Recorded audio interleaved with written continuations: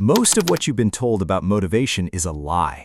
Why can you calmly say no to a donut at 9 a.m., yet by 9 p.m. you're standing in front of the fridge ready to eat half of it? We treat willpower like a magic battery, something you recharge with a motivational quote and a little more grit. But here's the catch nobody tells you. Willpower isn't a personality trait at all. It's a biological resource. And like any resource, it runs out. Every single choice you make, what to wear, which email to answer first, holding back a comment in a meeting, drains that exact same tank. That's precisely why white-knuckling your way through discipline almost always ends in a spectacular crash. Here's the twist.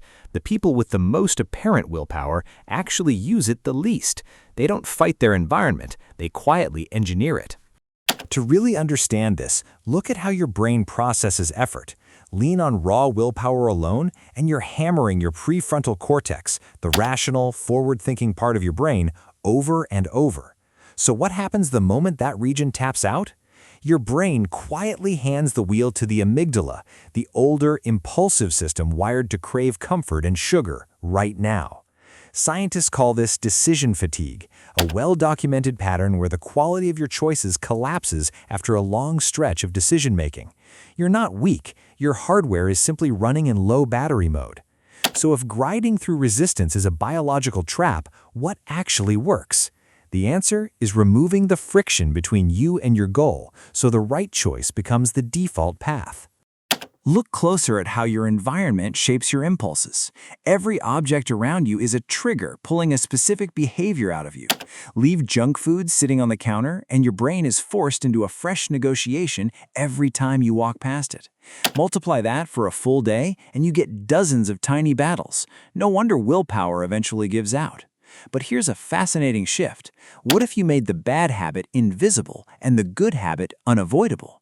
This is choice architecture. Just move the temptation out of sight. Phone in another room while you work, delivery apps deleted, and the need for self-control disappears with it. You stop fighting your brain and start designing a world where the right move costs zero energy. This is exactly how top performers operate. Let's go one layer deeper into the neuroscience. Lean on discipline alone and you're really trying to outmuscle dopamine, the neurochemical behind anticipation and reward. So why is dopamine so dangerous with modern temptations? Because artificial stimuli, a scroll of short videos, a bite of hyper-palatable food, flood your system with unnatural spikes of that same chemical. Your prefrontal cortex simply can't outcompete that level of instant gratification. So instead of fighting dopamine, you restructure it using a strategy called temptation bundling. Pair something you need to do with something you want to do, your favorite podcast, but only at the gym, and you hijack the reward system itself. You stop relying on sheer effort and start letting your brain's own cravings do the work. There's another major flaw in how we approach discipline. We obsess over the outcome instead of the identity. Say someone offers you a cookie while you're trying to quit junk food, and that phrase quietly confirms you're still a person who eats it, just restraining yourself for now. What changes if you swap just one word? Saying, "I don't eat junk food" rewires your entire psychological frame. It signals a shift in your core identity, and your brain automatically aligns your actions with that new self-image to avoid the discomfort of contradiction. You're no longer resisting temptation with willpower, you're simply acting like who you already are.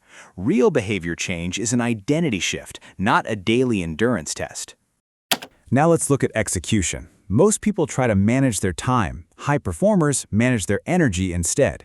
Since your prefrontal cortex runs on a limited daily charge, the demanding cognitive work belongs exactly where your energy naturally peaks. But what if heavy daily workflows still leave you paralyzed? That's where automated systems strip away the friction of choice.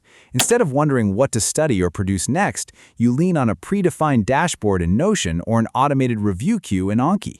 Shrink the mental cost down to simply opening a preset screen and you slip right past the amygdala's resistance to effort. Once the process starts, momentum does the rest. Proof that structure will always beat raw discipline. Here's the real secret. The most disciplined people you know aren't running on superhuman self-control. They've simply engineered their surroundings so failure is hard and success is automatic. So why do we still worship the daily grind? Because society romanticizes struggle. We're taught a goal only counts if it hurt to get there. But biology doesn't care about your suffering, it cares about efficiency.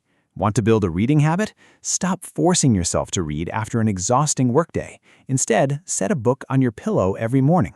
By bedtime, reading has quietly become the path of least resistance.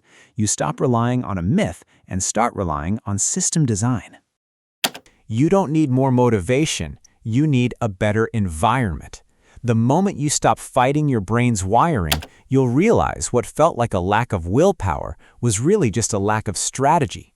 So think about your own life right now. What's one environmental trigger you could remove today to make a bad habit completely invisible? Tell me your specific plan in the comments. I read every single one. If this changed how you see your own routines, hit like, send it to someone stuck in the hustle trap, and subscribe with the notification bell on. We decode the hidden laws of human behavior every week. Until next time, stay curious.